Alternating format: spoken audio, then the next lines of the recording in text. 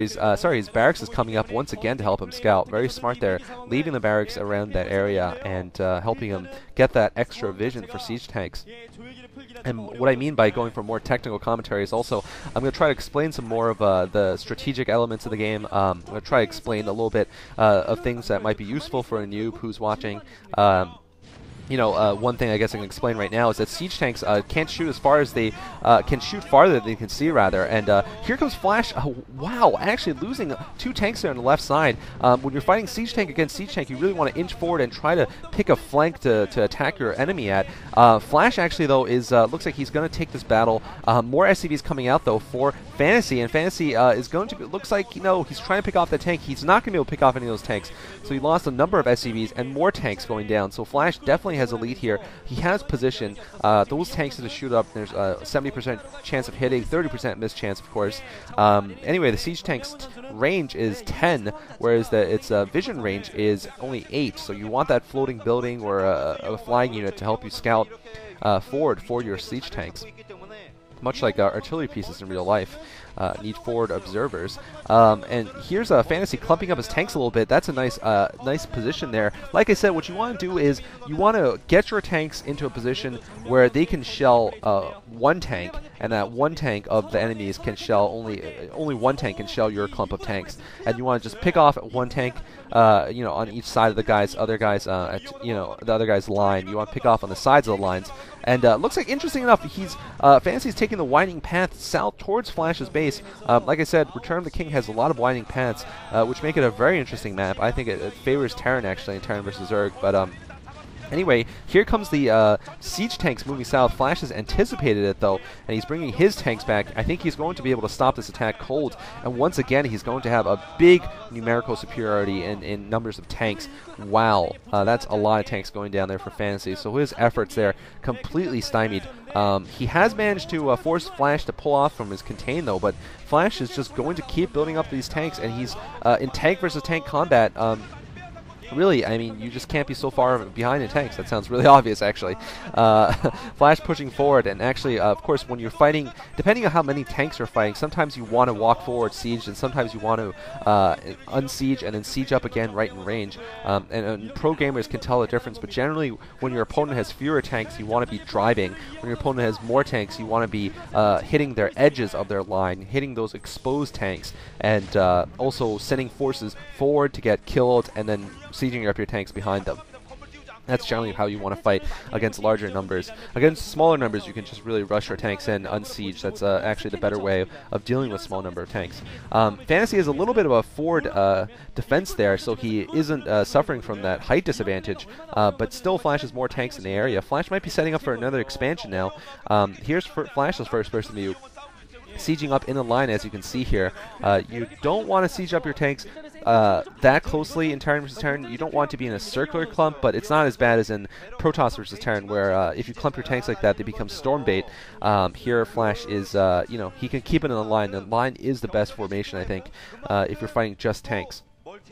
Flash actually moving more towards the center here. There is that mountain in the middle, and it would be interesting to see where he decides to move towards. Flash looks like he's setting up an expansion, so is Fantasy. I think Fantasy actually double expanding here. He's got expansion going up at the 1 o'clock. He's also floating a command center towards the center of the map. Maybe there's an expansion over there, actually, I'm not sure. By the way, statistically, both players quite close in terms of how well they're doing against Terran. Flash 65% against Terran, Fantasy 63%. Of course, Flash's statistics are over 50 games, whereas Fantasy's are over, I think, 6 games, so or maybe 7 games. But anyway, Fantasy moving south here. Flash is forced to pull his tanks backwards, but notice that he had those SCVs running around, so maybe a little bit of luck, maybe prescient scouting there, but Flash actually forced to pull his SCVs here to try to delay this attack that's attacking his new expansion there at the 6 o'clock location. Flash now moving his reinforcements back again, and Fantasy once again sacrificing tanks in exchange for breaking the chokehold Flash had on him, but it's still a sacrifice, and I don't think it was necessarily worth it. He did manage to pick off a couple of tanks and a lot of SCVs, actually, so maybe it came close to being worth it. Here comes Fantasy breaking out once again, and there's a bunch of SCVs from Fantasy actually going to kill Flash's SCV that was building the command center. So actually it was No, actually, I'm not sure. That was Flash's SCVs killing Fantasy's SCV building the command center. The colors are it's rather unfortunate how close these colors are, orange versus yellow. There's the Goliath from Flash. Once again, those spotting barracks. I wonder if those barracks will just ever, like, some Marine will just stick his gun outside the window and just start, doing pot shots on each other. Sorry, actually, that's not serious commentary. I'm going to try to be as serious as possible. For those of you guys who like very serious technical commentary, and I know there are many of you who do like that. Anyway, Flash continuing to hold the center of the map. Fantasy moving south now with his tank and Goliath force. Interesting enough, like I said, neither player has gone for dropships, and this map, like Wuthering Heights, really leads towards this heavy tank play, heavy mid-game play without going for the starport units. Neither has even built a single Wraith yet.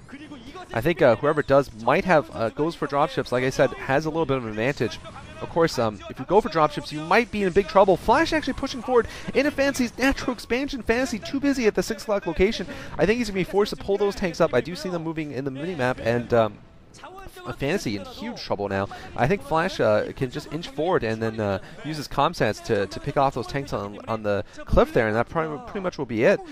Flash, interesting enough, rallying a lot of his SCVs there to next to those tanks, I guess in a sort of position to protect his natural expansion if Fantasy decides to just ignore his main base and attack there.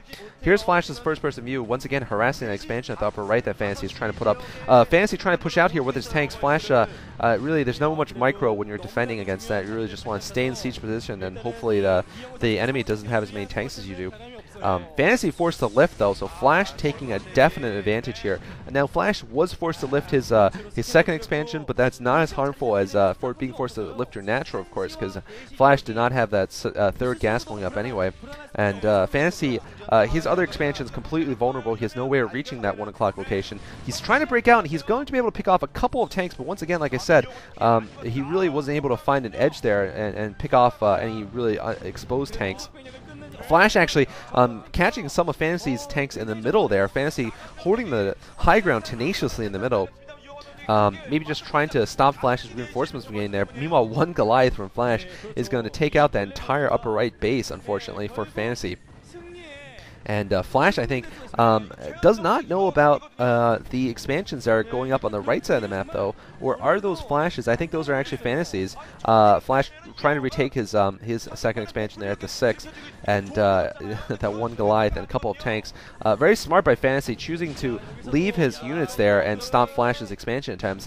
He probably calculated well that he could defend his front base at least temporarily, and so he was better off leaving these tanks there and preventing Flash from taking a big economic lead. Flash once again forced to pull SCVs. SCVs in Terran versus Terran are actually quite a good unit to use against siege tanks. They're like, the Terran's Zergling, kind of. And actually not bad units at all to use against siege tanks.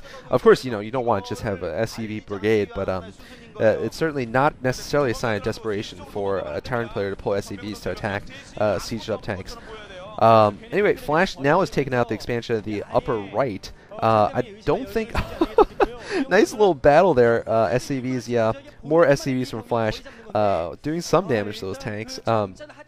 And, certainly showing that SCVs are not afraid to die for their faction, I guess. It looks like the first dropships are going to be coming out for Fantasy, so Fantasy